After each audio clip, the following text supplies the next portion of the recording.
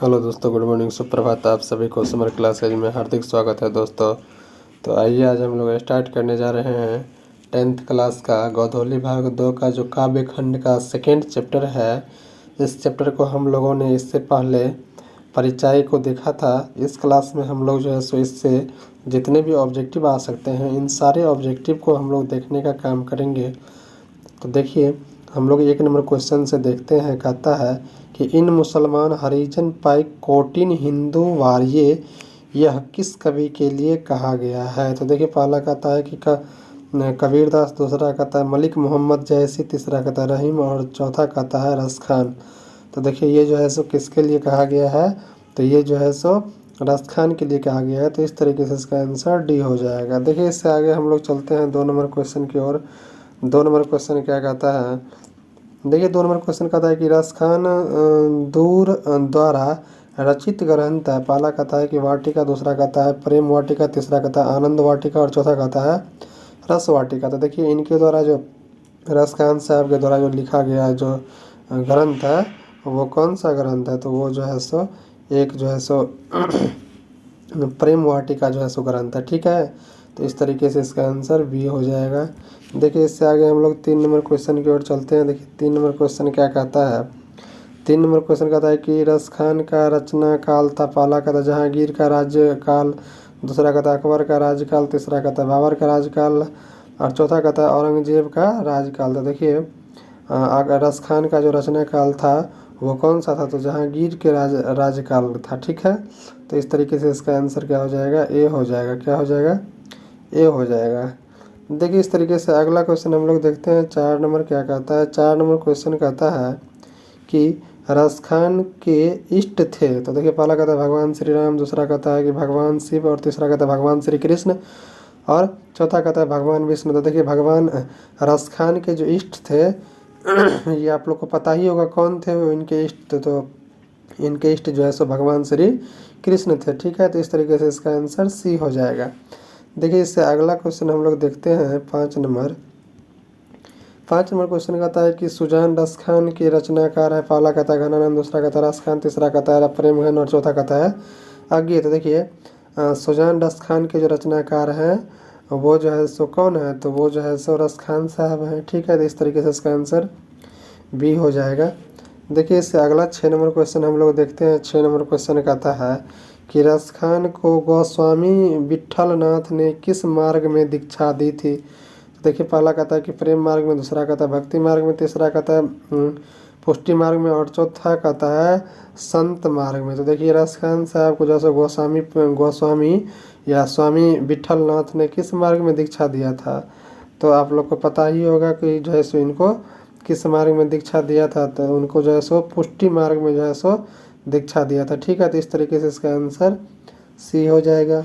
देखिए, इससे आगे हम लोग 7 नंबर क्वेश्चन की ओर देखते हैं। 7 नंबर क्वेश्चन कहता है कि रस खान, यहाँ पर थोड़ा मिस्टेक हो गया है, उसको सही कर लीजिएगा। यहाँ पे रस खान हो जाएगा। क्या हो जाएगा, रस खान हो जाएगा। कहता है कि रस खान किस प्रकार की रचना में सिद्ध थे। तो देखिए, पहला कहता है दोहा, दूसरा कहता है सोरठा और तीसरा कहता है कवित और चौथा कहता है रवैया छंद। तो देखिए, वो जो प्रसिद्ध थे या सिद्ध थे जिस रचना में, वो रचना कौन सी थी, तो वो जो है सो रवैया थी। ठीक है, रवैया छंद थी। तो इस तरीके से इसका आंसर डी हो जाएगा। देखिए, इससे अगला क्वेश्चन 8 नंबर हम लोग देखते हैं।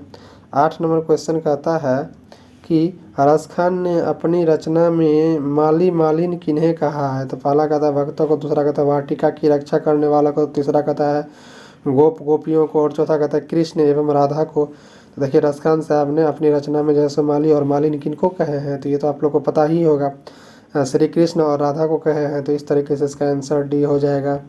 देखिए, इससे आगे हम लोग देखते हैं 9 नंबर क्वेश्चन क्या कहता है। 9 नंबर क्वेश्चन कहता है कि तराग का शब्दार्थ है। पहला कहता है कि वाटिका, दूसरा कहता है कि फटकार, तीसरा कहता है तालाब और चौथा कहता है नदी। तो देखिए, तराग का जो अर्थ होता है वो होता है नदी होता है। ठीक है, तराग का अर्थ क्या होता है, नदी होता है। तो इस तरीके से इसका आंसर डी हो जाएगा। देखिए, इससे आगे हम लोग देखते हैं अगला क्वेश्चन 10 नंबर क्वेश्चन।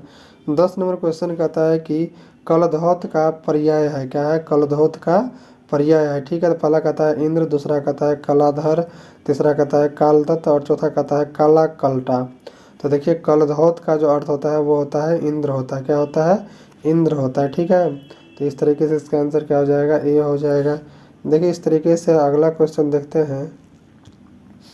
अगला क्वेश्चन कहता है कि सवैये में, यहाँ पे भी देखिए थोड़ा सही कर लीजिएगा, यहाँ क्या हो जाएगा, सेवैये हो जाएगा, क्या हो जाएगा, सेवैये, सेवैये क्या हो जाएगा, सेवैये।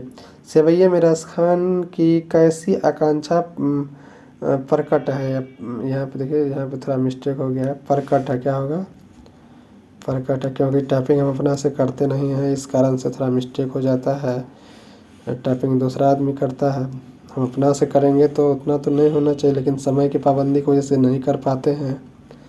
देखिए होता है, भगवान तो कोई है नहीं, टाइप करने में थोड़ा बहुत मिस हो जाता है। तो देखिए क्या कहता है, सेवैये में रसखान की कैसी आकांक्षा प्रकट है। तो देखिए पहला कहता है कि मुक्ति की, दूसरा कहता है भगवत प्राप्ति की, तीसरा कहता है ब्रजभूमि निवास की और चौथा कहता है स्वर्ग प्राप्ति की। तो देखिए सेवैये में रसखान साहब कैसी आकांक्षा जो है सो प्रकट किए हैं, तो वो जो है सो ब्रजभूमि निवास की जो है सो आकांक्षा जो है सो प्रकट किए हैं, ठीक है। तो इस तरीके से इसका आंसर क्या हो जाएगा, सी हो जाएगा। देखिए इससे आगे हम लोग देखते हैं 12 नंबर क्वेश्चन क्या कहता है। देखिए 12 नंबर क्वेश्चन कहता है कि रसखान ने चित्तचोर किसे कहा है। पहला कहता है गोपियों को, दूसरा कहता है कृष्ण भक्तों को, तीसरा कहता है ग्वाला बाल को और चौथा कहता है श्री कृष्ण को। देखिए रसखान साहब ने जो है सो चित्तचोर किसे कहा है, तो श्री कृष्ण भगवान को बोले हैं, ठीक है। तो इस तरीके से इसका आंसर डी हो जाएगा, ये शायद आप लोग जानते भी होंगे। देखिए इससे आगे हम लोग देखते हैं अगला क्वेश्चन। अगला क्वेश्चन कहता है कि लकोटी का अर्थ होता है मुरली, दूसरा कहता है माखन, तीसरा कहता है छोटी लाठी और चौथा कहता है लाठ। तो देखिए इसका जो लकोटी का जो अर्थ होता है वो होता है क्या, छोटी लाठी, क्या होता है, छोटी लाठी, ठीक है। तो इस तरीके से इसका आंसर सी हो जाएगा। इससे आगे देखिए हम लोग 14 नंबर क्वेश्चन देखते हैं। 14 नंबर क्वेश्चन कहता है कि यहाँ पे देखिए कवि होगा, ठीक है, यहाँ सही कर लीजिएगा थोड़ा। कहता है कि कवि रसखान ने प्रेम वरण किसे कहा है। तो पहला कहता है नंद बाबा को, दूसरा कहता है यशोदा मैया को, तीसरा कहता है गोपियों को और चौथा कहता है श्री कृष्ण को। तो देखिए कवि जो है सो रसखान ने प्रेम वरण किसे कहा है, तो वो जो है सो श्री कृष्ण भगवान को बोले हैं। तो इस तरीके से इसका आंसर डी हो जाएगा। देखिए इससे अगला क्वेश्चन हम लोग चलते हैं 15 पे। 15 क्या कहता है, देखिए 15 नंबर क्वेश्चन कहता है कि नंद नंद किसे कहा गया है, नंद के श्री कृष्ण किसे कहा गया है अर्थात, ठीक है। तो पहला कहता है कि नंद बाबा को, दूसरा कहता है बलराम को, तीसरा कहता है कृष्ण का को और चौथा कहता है ग्वाला बालकों को। तो देखिए नंद जो है सो किसे कहा गया है, तो श्री कृष्ण को कहा गया है, ठीक है। तो इस तरीके से इसका आंसर सी हो जाएगा। देखिए इससे अगला क्वेश्चन हम लोग देखते हैं। 16 नंबर क्वेश्चन कहता है कि अयनी का अर्थ है। पहला कहता है कि आँख, दूसरा कहता है प्रेम, तीसरा कहता है सखी, चौथा कहता है खजाना। तो अयनी का अर्थ क्या होता है, आप लोग को पता ही होगा, इसका अर्थ होता है प्रेम, क्या होता है, प्रेम होता है। अयनी का अर्थ प्रेम होता है, ठीक है। तो इस तरीके से इसका आंसर बी हो जाएगा। देखिए 17 पे, इससे आगे हम लोग देखते हैं 17 नंबर क्वेश्चन क्या कहता है। देखिए 17 नंबर क्वेश्चन कहता है कि प्रेम वाटिका किस प्रकार की रचना है। पहला कहता है भक्ति संबंधी, दूसरा कहता है प्रेम निरूपण संबंधी, तीसरा कहता है आत्मज्ञान संबंधी और चौथा कहता है निराकार ब्रह्म संबंधी। तो देखिए ये जो चैप्टर है प्रेम वाटिका, ये किस प्रकार किया, तो प्रेम, इसमें प्रेम का निरूपण किया गया है। तो इस तरीके से इसका क्या हो जाएगा, बी आंसर हो जाएगा। प्रेम निरूपण संबंधी जैसे ये क्या है, एक रचना है, ठीक है। इसका आंसर बी हो गया 17 का। इससे आगे हम लोग देखते हैं 18 नंबर क्वेश्चन क्या कहता है। 18 नंबर क्वेश्चन कहता है कि सुजान दास खान किस प्रकार की रचना है। पहला कहता है कि सुजान संबंधी, दूसरा कहता है प्रेम निरूपण संबंधी, तीसरा कहता है सगुण भक्ति संबंधी और चौथा कहता है कृष्ण की भक्ति संबंधी। तो देखिए सुजान दास खान जो सुजान दास खान किस प्रकार की रचना है, तो ये जो है सो कृष्ण की भक्ति संबंधी जो है रचना है, ठीक है। तो इस तरीके से इसका आंसर डी हो जाएगा। देखिए इससे आगे हम लोग चलते हैं 19 नंबर क्वेश्चन की ओर। 19 नंबर क्वेश्चन कहता है कि कबीर रस खान ने अपने दोहे में बेमन किसे कहा है। पहला कहता है कि श्री कृष्ण को, दूसरा कहता है ग्वाला बालों को, तीसरा कहता है यशोदा को और चौथा कहता है भक्त के रूप में स्वयं को। तो देखिए कवि ने जो है सो रसखान साहब ने अपने दोहे में जो है सो बेमन जो है सो किसे कहे हैं, तो वो जो है सो भक्त के रूप में खुद को कहे हैं। वो क्या हो जाते हैं, बेमन हो जाते हैं जब से कृष्ण भगवान को देखते हैं। ठीक है, तो भक्त के रूप में स्वयं को बोले हैं। ठीक है, इस तरीके से इसका आंसर डी हो जाएगा। देखिए इससे आगे क्वेश्चन हम लोग देखते हैं। अगला क्वेश्चन कहता है कि कौन सी कृति रसखान की नहीं है। ये पहला कहता है कि प्रेम फुलवारी, दूसरा कहता है प्रेम वाटिका, और तीसरा कहता है अष्टधाम, चौथा कहता है सुजान रसखान। तो देखिए इनकी जो रचनाएं हैं वो प्रेम फुलवारी जो है सो नहीं है। ठीक है, तो इस तरीके से इसका आंसर ए हो जाएगा। ठीक है, प्रेम वाटिका इन्हीं का है, अष्टधाम इसी का है, सुजान रसखान इसी का है। तो ये तीनों जो है सो किनका इसी का है, लेकिन सिर्फ एक नंबर जो है सो इनका नहीं है। तो इसका आंसर क्या हो जाएगा, ये हो जाएगा 20 का। देखिए इससे आगे हम लोग देखते हैं 21 नंबर क्वेश्चन। तो देखिए 21 नंबर क्वेश्चन कहता है कि किसने कहा था कि इन मुसलमान हरिजन पै कोटि हिंदू वारिये। तो देखिए पहला कहता है कि निराला, दूसरा कहता है कि भारतेंदु हरिश्चंद्र, तीसरा कहता है रामविलास शर्मा, और चौथा कहता है रामचंद्र शुक्ला या शुक्ल। ठीक है, तो ये जो है सो इन मुसलमान हरिजन पै कोटि हिंदू वारिये जो है सो ये कौन बोले थे, तो ये जो है सो हमारे भारतेंदु हरिश्चंद्र ने बोले थे। ठीक है, तो इस तरीके से इसका आंसर क्या हो जाएगा, बी हो जाएगा। क्या हो जाएगा, बी हो जाएगा। ठीक है, इससे आगे हम लोग देखते हैं 22 नंबर क्वेश्चन क्या कहता है। अब देखिए 22 नंबर क्वेश्चन कहता है कि मनमानिक में कौन सा अलंकार है। तो देखिए पहला कहता है उपमा, दूसरा कहता है कि उत्प्रेक्षा, और तीसरा कहता है रूपक, और चौथा कहता है अक्श्लेष, क्या कहता है श्लेष, अश्लेष क्या कहता है ऐसे यहाँ पे देखिए द्वेष लिखा है, लेकिन यहाँ पे थोड़ा मिस्टेक के कारण ऐसे ये रूपक द्वेष होगा, ऐसे करके द्वेष हो जाएगा। ठीक है, तो देखिए इसका जो है सो मनमानिक में कौन सा अलंकार है, तो रूपक अलंकार है। ठीक है, तो इस तरीके से इसका आंसर सी हो जाएगा। देखिए इससे आगे हम लोग देखते हैं, इससे अगला जो 23 नंबर क्वेश्चन है, 23 नंबर क्वेश्चन क्या कहता है इसको हम लोग देखेंगे। अब देखिए 23 नंबर क्वेश्चन कहता है कि रसखान को किसने दीक्षा दी। पहला कहता है कि वल्लभाचार्य, दूसरा कहता है गोकुलनाथ, तीसरा कहता है गोस्वामी विठलनाथ, और चौथा कहता है गोरखनाथ। तो देखिए रसखान साहब को जो है सो किसने जो है सो दीक्षा दी थी, तो वो जो है सो दीक्षा दिए थे गोस्वामी विठल दास ने। तो इस तरीके से इसका आंसर सी हो जाएगा। देखिए इससे आगे हम लोग चलते हैं। अगला जो क्वेश्चन है, अगला क्वेश्चन कहता है कि रसखान किस काल के कवि हैं। तो पहला कहता है आदिकाल, दूसरा कहता है रीतिकाल, तीसरा कहता है आधुनिक काल, और चौथा कहता है भक्ति काल। तो देखिए रसखान साहब जो हैं सो वो किस काल के कवि हैं, तो भक्ति काल के कवि हैं। ठीक है, तो इस तरीके से इसका आंसर डी हो जाएगा। ठीक है, देखिए इससे आगे हम लोग 25 नंबर क्वेश्चन को देखते हैं। 25 नंबर क्वेश्चन कहता है कि प्रेम यानी श्री राधिका में कितने दोहे संकलित है। पहला कहता है 2, दूसरा कहता है 3, तीसरा कहता है 4, और चौथा कहता है 5। तो देखिए इस तरीके से जो है सो प्रेम यानी श्री राधिका में कितने दोहे हैं, तो इसमें जो है सो टोटल दोहे की संख्या जो है सो 4 है। ठीक है, तो इस तरीके से इसका आंसर क्या हो जाएगा, सी हो जाएगा। कितना है, 4 है। ठीक है, देखिए इससे आगे हम लोग चलते हैं 26 नंबर क्वेश्चन की तरफ।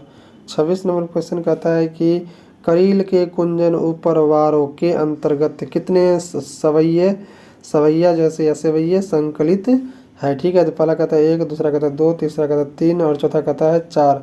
तो देखिए इनके अंतर्गत जो है सो टोटल जो है सो एक जो है सो क्या है, संकलित है। क्या है, एक सेवैये संकलित है। ठीक है, तो इस तरीके से इसका आंसर ये हो जाएगा।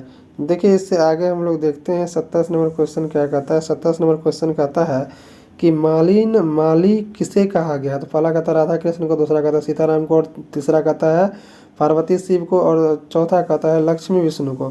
तो देखिए इसमें जैसे माली और मालिन किसे कहा गया है, तो आप लोग तो इसको जानते ही होंगे इस आंसर को। तो इसको किसको कहा गया है, तो राधा और कृष्ण को। तो इस तरीके से इसका आंसर क्या हो गया, ए हो गया। देखिए इससे आगे हम लोग 28 नंबर क्वेश्चन देखते हैं। 28 नंबर क्वेश्चन कहता है कि इस पाठ में चित्तचोर किसे कहा गया? पहला कहता है राधा को, दूसरा कहता है श्री कृष्ण को, तीसरा कहता है रसखान को और चौथा कहता है भारतेंदु हरिश्चंद्र को। तो इस पाठ में चित्तचोर किसे कहा गया आप लोग को पता ही होगा, श्री कृष्ण भगवान को कहा गया है। ठीक है, तो इस तरीके से इसका आंसर क्या हो जाएगा? बी हो जाएगा। देखिए इससे आगे हम लोग देखते हैं अगला जो क्वेश्चन है उसको। अगला क्वेश्चन कहता है कि रसखान हिंदी के लोकप्रिय कवि हैं। देखिए पहला कहता है सामाजिक, दूसरा कहता है धार्मिक, तीसरा कहता है व्यंग्यात्मक और चौथा कहता है जातीय। तो देखिए ये जो है सो क्या है, एक जो है सो जातीय जो है सो लोकप्रिय कवि है। ठीक है, तो इस तरीके से इसका आंसर क्या हो जाएगा? डी हो जाएगा।